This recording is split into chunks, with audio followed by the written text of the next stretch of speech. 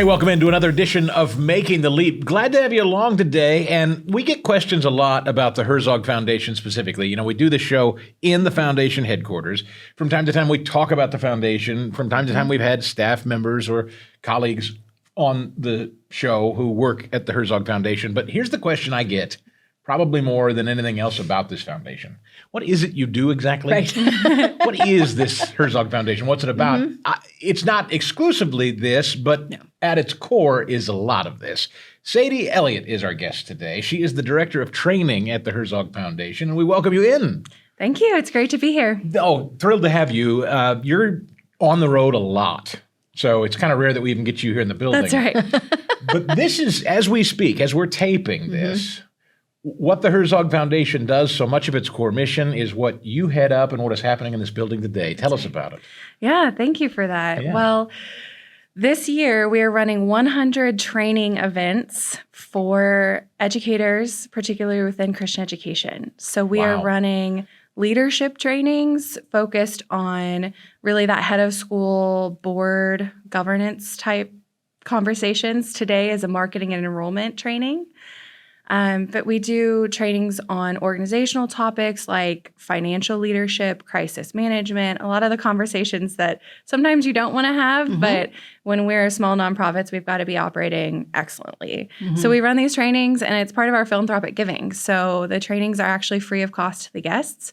Most of them average about $1,000 per seat as far as an investment on behalf of the Herzog Foundation. That's an incredible amount of money, because I think about all the times going back to when I taught, going to these trainings and just like, oh my gosh, adding up all the costs, right? The flight, the hotel, the food, and then it felt out of reach a lot of times. And so I think it's a huge help to people. This particular mission, it really is a mission field, because the foundation, this show, we often talk to parents who are maybe thinking about putting their kids in Christian education, but obviously for Christian education to work, you've got to have a Christian education infrastructure. You got to have administrators, and you got to fundraise, and you got to have teachers that teach it. And that's the point. I mean, it's this show that we do often doesn't have cause to talk with what your end of this is. We talk to the parent entering the school. Right. You're talking to the people who make the school happen. That's right. And so I think as we look at Christian education and the boom that we've been seeing over the last few years, that's only going to be sustained if parents are happy with the quality of education that they're getting, with the programs, with the teachers, with the service of just the administration as well. So a lot of what we do is really finding those pain points and saying, here are some best practices to really mitigate a lot of the frustrations that parents experience. I think that's a big deal, because that's something that I remind people all the time when I'm talking to them and they're considering, heading to a school or trying out a school or whatever. You're still going into a system.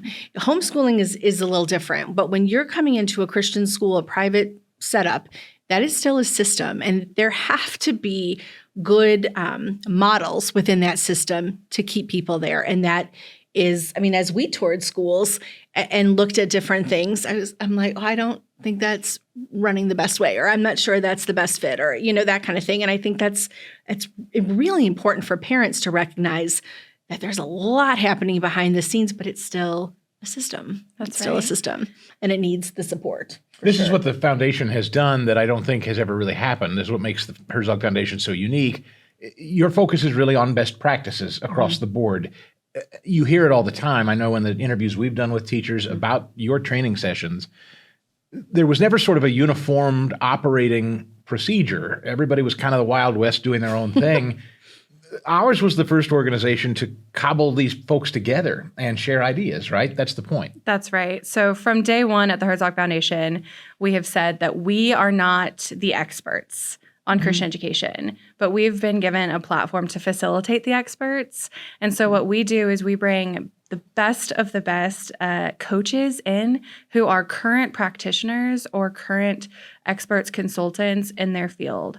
So right now in the marketing and enrollment training, for example, we have a current head of school in there talking about his experience, but then we also have 2 experts and consultants who come from a marketing background, right? So you kind of get the inside-outside approach.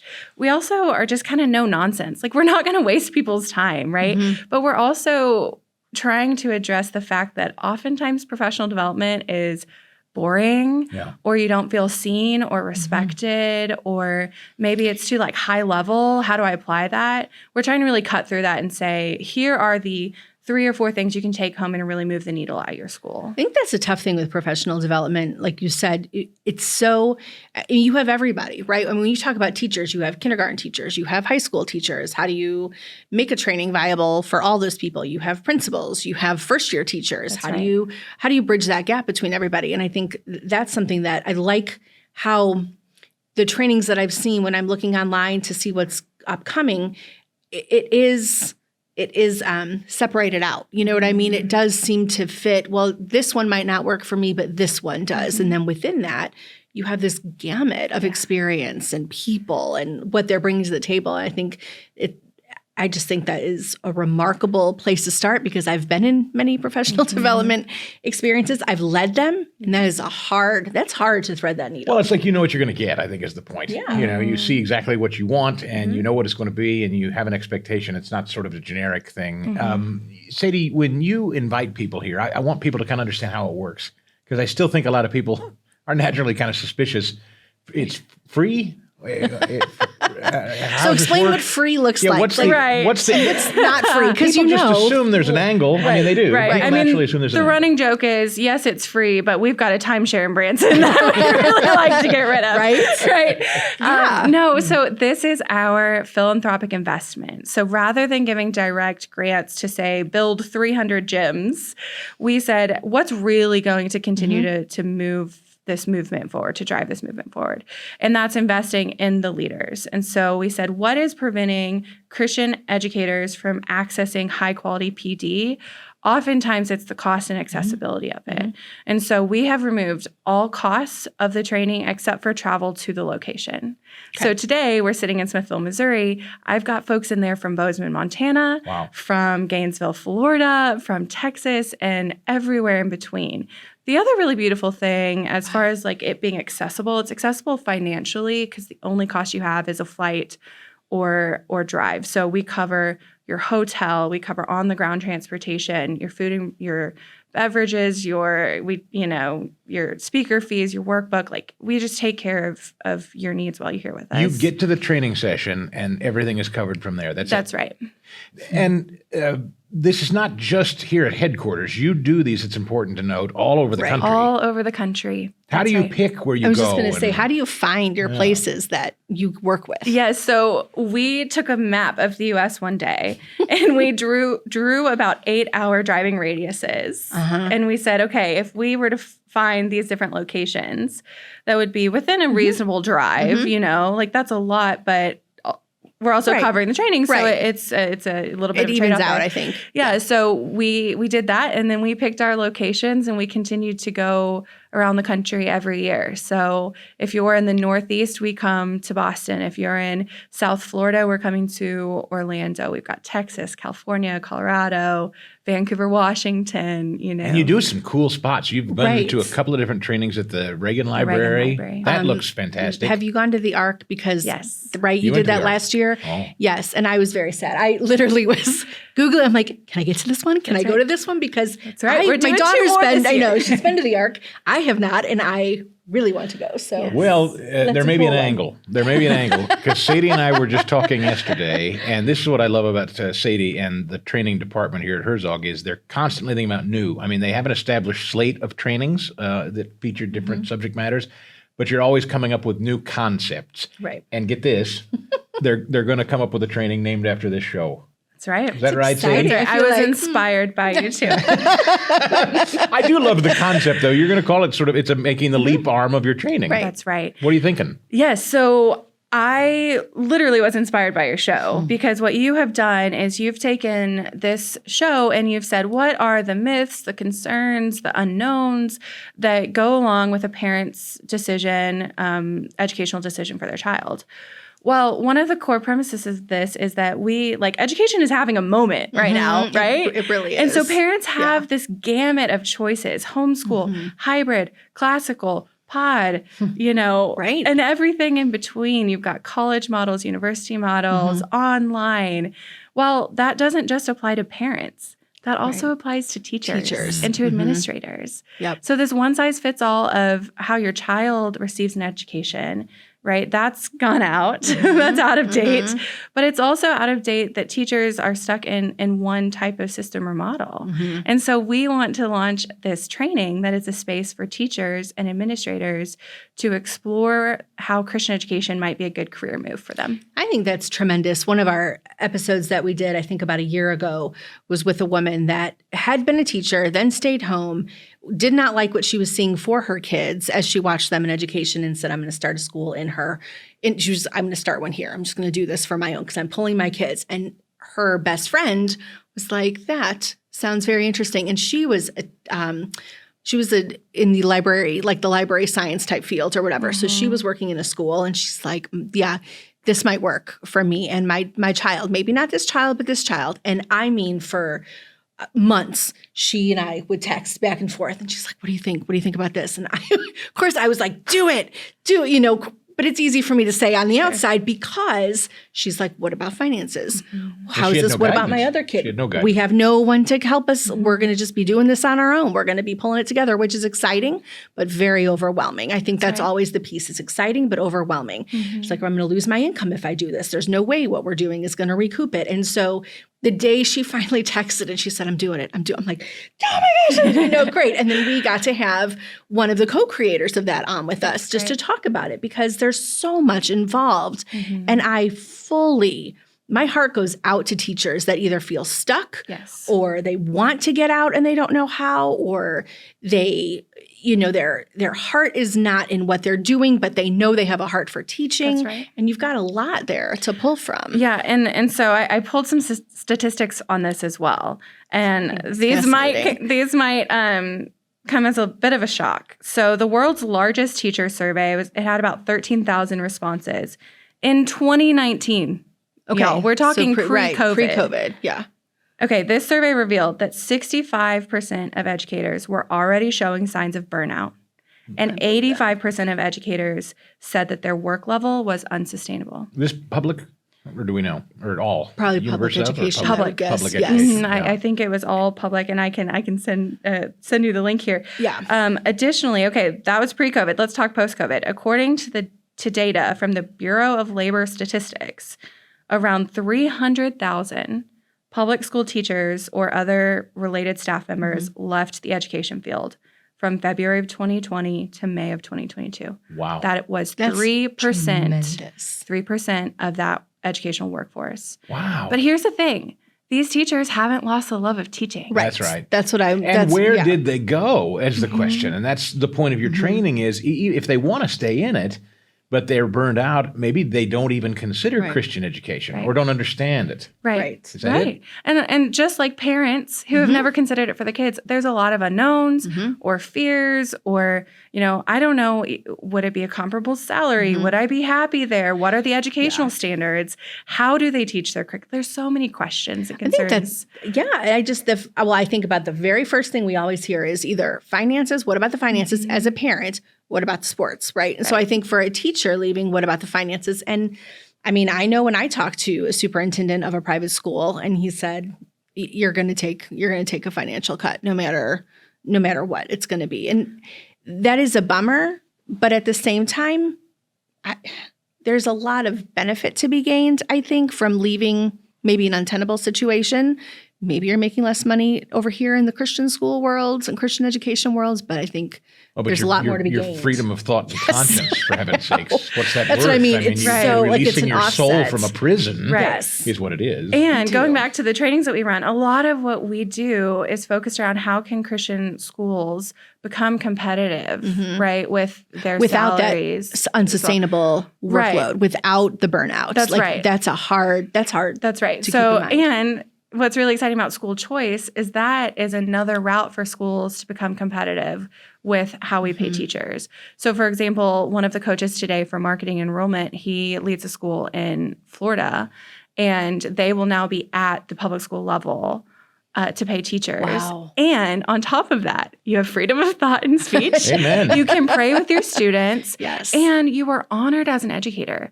Teaching should be the most valued profession Right. in our culture, Yes. And that's what you're going to get at a Christian school where you have administrators who actually care for your own heart as a teacher, and not your just the own kids. formation, Yes. right? Yes. Wow. So how do you envision it going forward? What do you think as you look forward to getting something like this off the ground? Like, what are the steps involved in that? yeah, great question. So we are having our first Making the Leap Symposium directed towards teachers. I like the name. I know. Very clever. Very catchy. Part of a symposium. We're having it this June in Chicago. It's our first one. It's kind of our pilot program.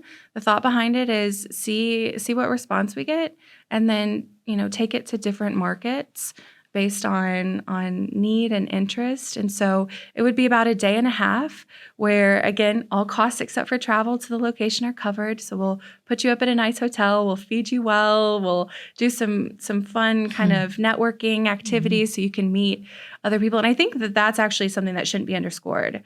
There are people out there in your shoes if you're feeling burnt out and if you're feeling discouraged about this.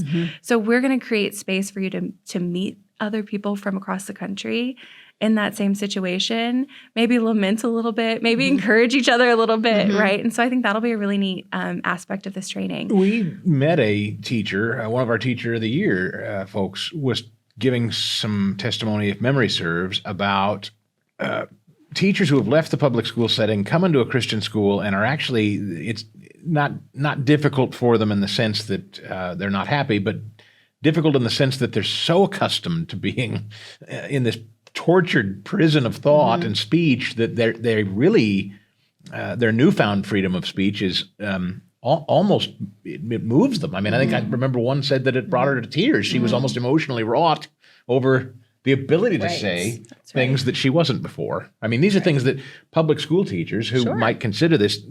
That's the whole point. That's the whole point. Kind of exploring these themes. That's right. So you could be in the public education system now feeling burnt out, wondering what your options are. You could have left in 2020 and you're thinking about reentering, or you could be in your first year at a Christian school, but if you've come from that background where you don't know Christian education, you aren't super familiar with teaching from biblical worldview, this would be a space for those teachers as well as kind of a part of their onboarding process into what Christian education really is. And for some, I'm sure a great first step for some, like you said, right. and a great just support system. I think that's awesome. The trainings that you do, besides this new one that you've mentioned, we talked a little about marketing that's going on here as we're taping today.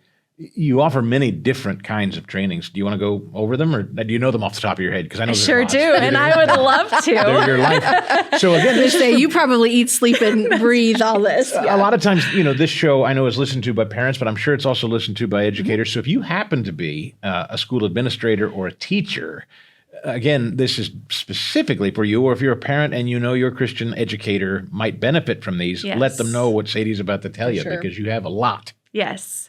And we've expanded tremendously over the last couple of years. And so our trainings fall under the umbrella of the Herzog Foundation Institute. And then we have 3 buckets under that, focused at different aspects of staff and faculty in Christian education. So we have our leadership development series, which is just what it sounds like, focused on the leadership of a Christian school. So that's really the admin team, the executive director, head of school, headmaster, and the school board. Okay. So we do donor development, marketing and enrollment, strategic planning, culture building, and employee engagement, and then board leadership, which is the big one for most schools. Right.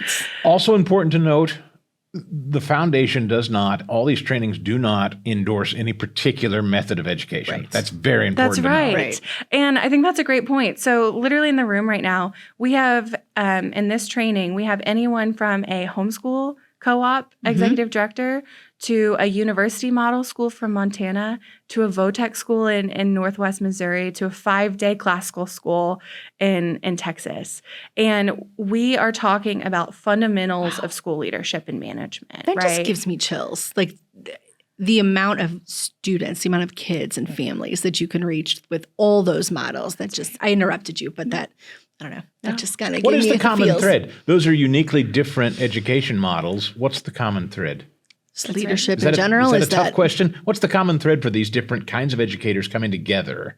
What do they learn from each other in these different Because Because a homeschool co-op is a lot different than a That's 5-day right. classical. we have run Right. into obvious some biases toward people's preferred method of communication. So I wonder, when you get these people together from different models, do they find commonality That's right. or not? I wonder. They do. They learn from one another. And I think at a very basic level, good leadership practices and good management practices are good leadership and good management practices, right, across the board. So how we talk about employee engagement and building culture in an organization, that applies whether you're a homeschool co-op that meets one day and maybe you have kind of 3 main people at your organization, or whether you're a large 5-day-a-week school.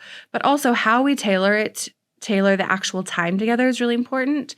So we do what we call coaching, but then most of our time is focused on our workshop time and our one-to-one coaching sessions. So think of it this way. Coaching would be your keynote talk. Here's this principle. I'm going to talk about it, lecture on it for 30 minutes and how it applies to your school.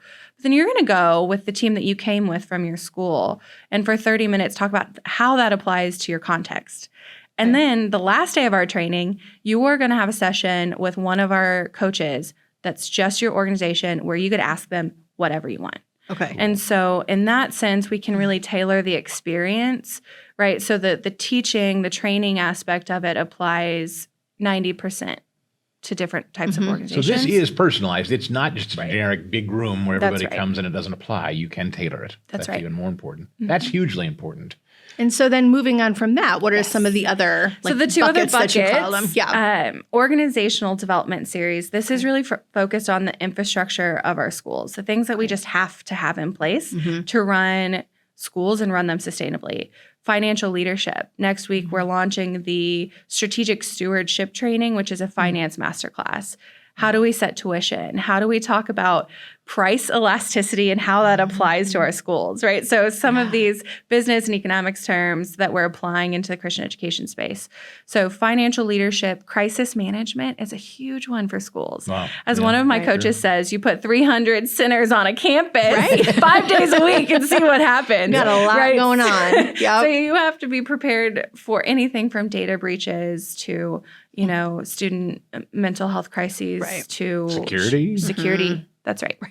So crisis management, huge one. Okay. Spiritual formation. Yeah. How are our schools thinking really intentionally about what spiritual formation looks like? And not just for students, but for staff. That's like right. how, because it starts, I always think of it as starting up here and then filtering down to everybody. And the other one that I want to mention on the organizational development series, because I know it's been a focus on the show, is special education. Good.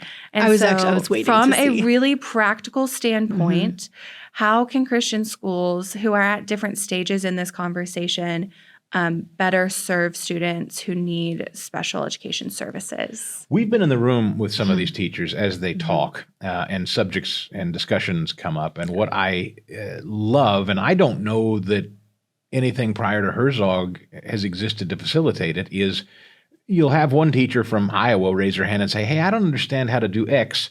And then another teacher from Texas says, "Oh, we've been doing that for 20 years. Here's how we do it." I thought, my gosh, I don't know.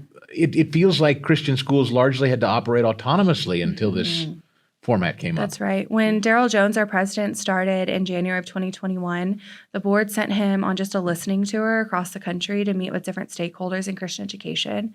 And one of the things that he heard most that just breaks my heart is Christian educators, school leaders, teachers saying, "I feel like I'm on an island."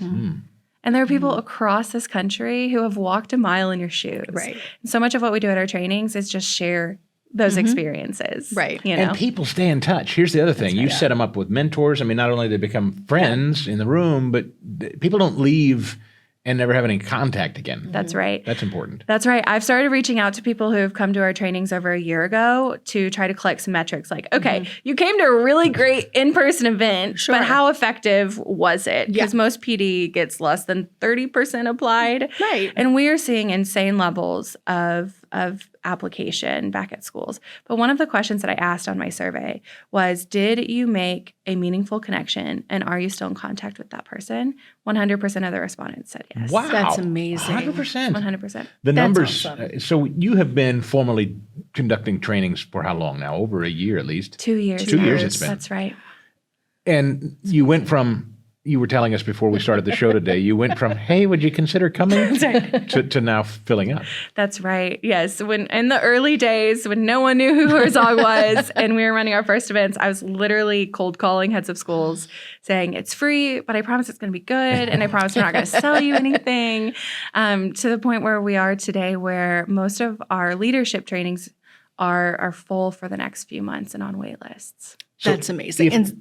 No, please. Well, I was going to say, and then because I know we keep like getting sidetracked. And then what is your? Yes, the last bucket here. I skip the bucket? We did. I'm sorry. But I want to make sure like people really understand is the teacher end of things. What is out there? So yeah, we'll come back to your question. I kicked the bucket. I'm sorry.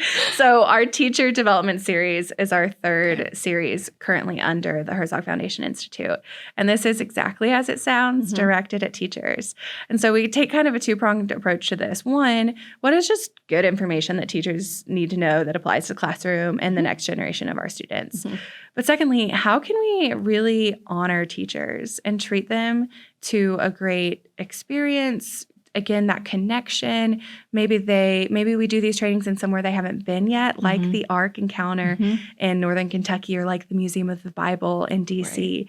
And you would be shocked the number of times I hear an educator tell me, I haven't stayed in a hotel in 10 years. Wow. Right. Yeah. Not for a vacation anyway, not for a trip. Right. And so we do these training events really with an eye to that, to give ample time for the educators to connect with one another, to go through the different museums.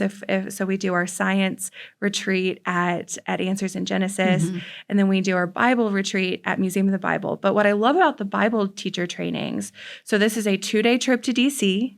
Right? Once you land in D.C. and get to the hotel, we cover all of your costs in Washington, D.C. It's just amazing. Not cheap. Right. That's just but amazing. The Bible one is all about encountering Scripture and how that applies to spiritual formation in Christian schools. So it is not exclusive to Bible teachers.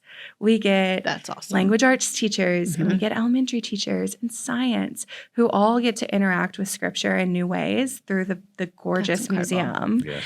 And then, like I said, meet other educators. I would think like the teaching end of one, I feel like admin is a little smaller of a group, but teachers is this giant group. So I would think that would almost be hard. Like they'd fill up. So I would think they would fill up so super fast, because you only have a certain amount of space. You only have a certain amount of money to finance these trips, that kind of thing. I think there's got to be a pressing need for probably far more than what. Well, now you the guys word can is even spreading. do. You had told us that now people that have attended these are going back and they're telling neighbors and friends and other schools, right? Now the word's getting out. That's right. Yes. Word of mouth has been huge. So like I said, in the early days, I knew 90% of the people in the room because they were the ones that came to the last one. And these days, I know maybe 10% of the people in the room because they said, oh, my friend Joey over at this school told me to come to this, right?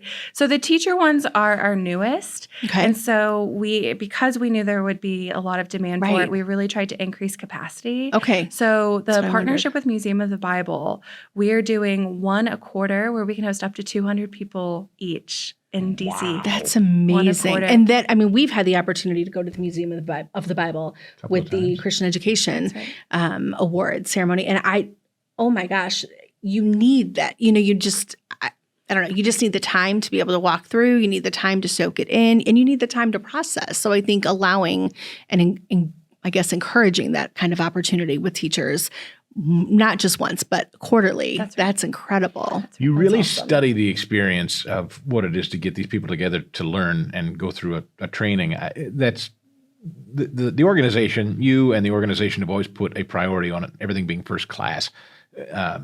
You were telling us prior to taping here that there was very specific intentional study. What makes a good training? What makes this not a waste of time? That's right.